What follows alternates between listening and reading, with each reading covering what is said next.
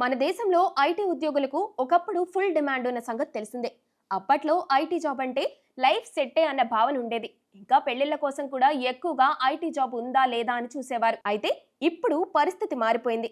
గత కొంతకాలంగా ఐటీకి డిమాండ్ తగ్గిపోయింది.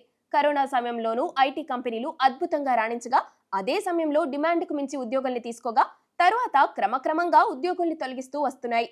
ఖర్చుల్ని తగ్గించుకునేందుకు ఇలా చేశాయి. ఇదే సమయంలో అమెరికాలో తిరిగి అధికారంలోకి వచ్చాక అధ్యక్షుడు డొనాల్డ్ ట్రంప్ కఠిన నిర్ణయాలు తీసుకోవడంతో ఇది ఐటీని గట్టి దెబ్బ కొట్టింది. ఈ క్రమంలోనే చాలా వరకు ఐటీ సంస్థలు గత సంవత్సరం వ్యవధిలోనే చాలా వరకు ఉద్యోగుల్ని తగ్గించుకున్నాయి. ఇంకా వాటి లాభాలు, ఆదాయం కూడా పడిపోతూ వస్తుండటం ఆందోళన కలిగిస్తుంది. ఈ మధ్య కాలంలో ఇన్ఫోసిస్ ఫ్రెషర్లను టెస్టుల్లో ఫెయిల్ అయ్యారన్న కారణంతో వరుసగా వందల సంఖ్యలో ఉద్యోగుల్ని తొలగించినట్లు వార్తలు వచ్చిన సంగతి తెలిసిందే. అయితే ఇప్పుడు టీసీఎస్ కు పాకింది. 2025-26 ఆర్థిక సంవత్సరంలో అంతర్జాతీయంగా 12,261 మంది ఉద్యోగుల్ని తొలగించేందుకు సన్నాహాలు చేస్తున్నట్లు ప్రకటించింది.